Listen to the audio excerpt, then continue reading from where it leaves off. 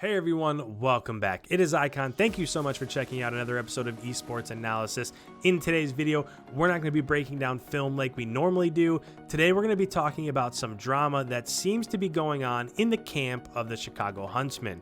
So, about an hour into yesterday's scrims, first thing, Chicago hasn't scrimmed since before CDL Chicago, so I haven't really been staying up to date on when people are going live just because it's been like 2 weeks since somebody from Chicago has went live with their scrims, but that's probably a topic for another day.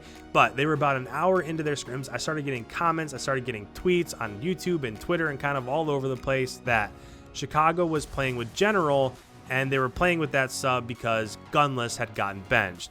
And I was a little bit taken surprised, right? I was a little bit taken aback by those comments just because this seems like something that they probably wouldn't do. It just really didn't make too much sense. It didn't add up in my head. So I went to Scum Stream and lo and behold, absolutely General was playing, Gunless wasn't there.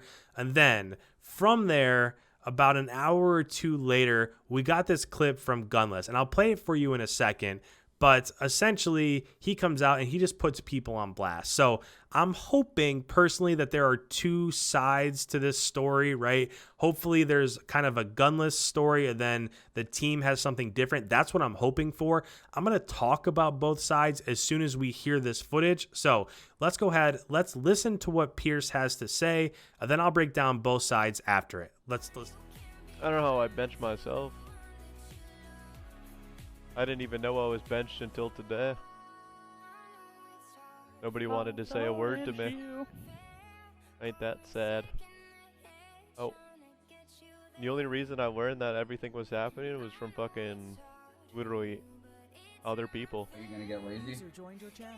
None of my teammates wanted to say a word to me on what was happening to me. They just wanted to, they basically just... You're just on a jog, huh? Basically just... Wait, how do you know? I can hear it in your voice. If you think I'm lying about that, that's just the fucking truth. Not one of them had the fucking... the cojones to literally just say, you send a text message, bro. I got dropped on Christmas Eve, bro. Nothing's as like, bro. I got dropped on Christmas Eve. Nothing will ever... Okay, so there you have it. Let's go ahead. Let's lay out what Gunless is saying. And I'm really hoping that this isn't the entirety of the story. I'm just hoping for Chicago's sake, for Scump and Formal's sake, because they're taking a lot of flack, for Hex's sake, and just everybody else, that this isn't the actual story. But Gunless was saying he was just going about his business, and he started finding out from other people. My guess would be on Twitter that Chicago was playing without him. Then he goes on to say, quite a few things that nobody had the kahunas to even tell him. His team didn't call him, they didn't text him, they didn't DM him, nothing. He was just taken by surprise. Then he kind of goes into a little bit of a story about how he got dropped on Christmas Eve from a story a long time ago. Of course, we heard about that story on the Eavesdrop podcast. If you haven't seen that, go ahead and watch that podcast. He talks about it all in there. But he kind of just puts everybody on blast. And he said, these guys didn't even have the nerve to call me and tell me that I was getting dropped. And me personally, this just doesn't make too much sense to me. And I'm going to talk about why in a second. But I'm hoping that there's another side to this story.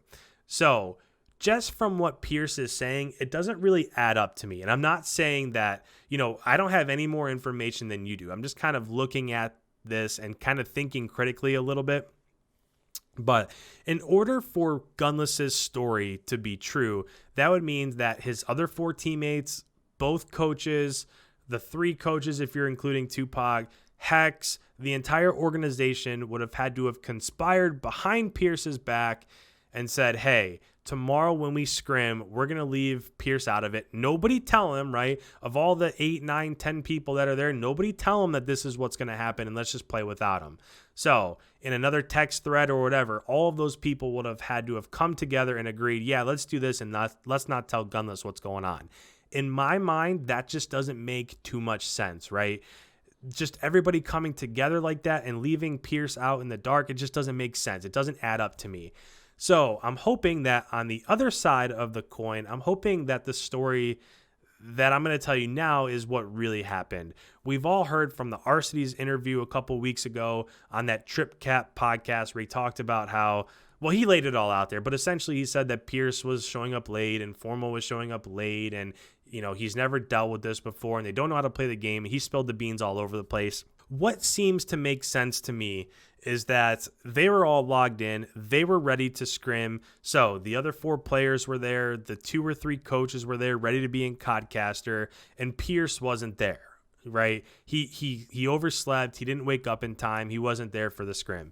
So rather than call him and text him and send somebody over there in a search party or whatever and try to make up for his being irresponsible, they just said, you know what, General, just sub in for today. Hopefully this will teach Pierce his lesson. And then they just went on and they played without him today. Then maybe tomorrow he'll be back in and this should be a non-story. Who knows if that's how it's going to play out? But in my mind, that's what makes sense, right? Hopefully they're trying to teach him a lesson, because if it's the other way around, that looks unbelievably bad for the Chicago Huntsmen organization as a whole. So, I don't know. To me, I'm just really hoping that Pierce slept in again. He was late. He wasn't ready for scrims. Since General was already in the chat anyways, because he's in Codcaster mode so that he can coach and kind of see what's going on and what needs help, that he was already there. And they just said, General, just sub in for today. We'll play with you today. Hopefully this will teach Pierce his lesson.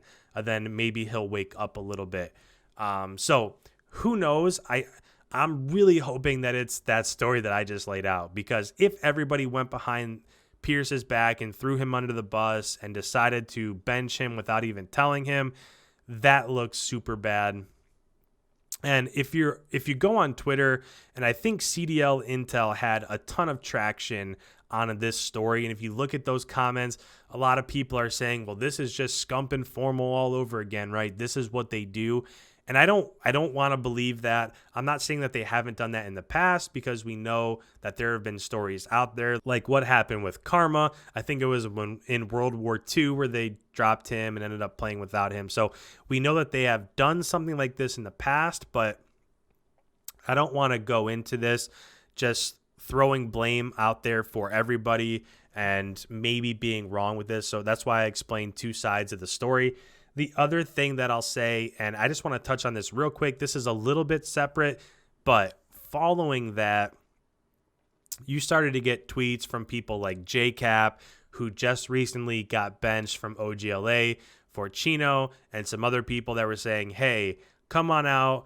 And somebody set up a challenge for the Pine Squad, right? Pine Squad, we're riding the bench, we're riding the Pine. So they put together this squad of, it was Enable, Gunless, JCap, Zero, and Black.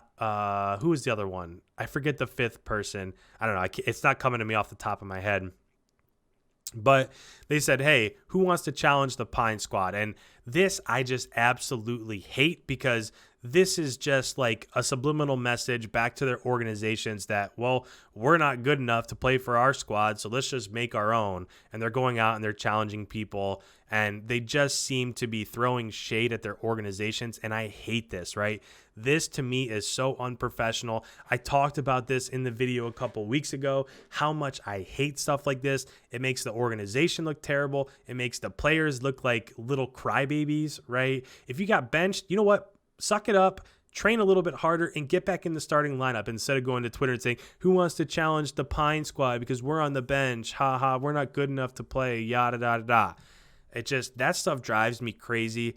So I don't know what has to happen here, but if I'm like, I don't know if it's the org, maybe OGLA has to find JCap, or maybe it has to be taken into consideration from the league, because ultimately this just makes the league look like it's run by a bunch of children that go out and will talk trash behind their orgs' backs and stuff like that. So I know that this is a story for another day. It's just something that came out of this, and it really did bother me a little bit, so I wanted to touch on it in this video.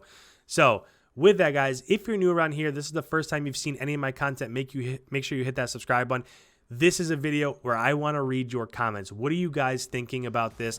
Last time we did a video like this, when it came to that Arcides interview, you guys had so many comments and there were so many conversations, and I loved going in and hearing what you guys had to say. So your comments, make sure you put them down below. Leave a like before you head on the way. It really helps out the channel. And with that, guys, thank you so much. I will catch you in tomorrow's upload.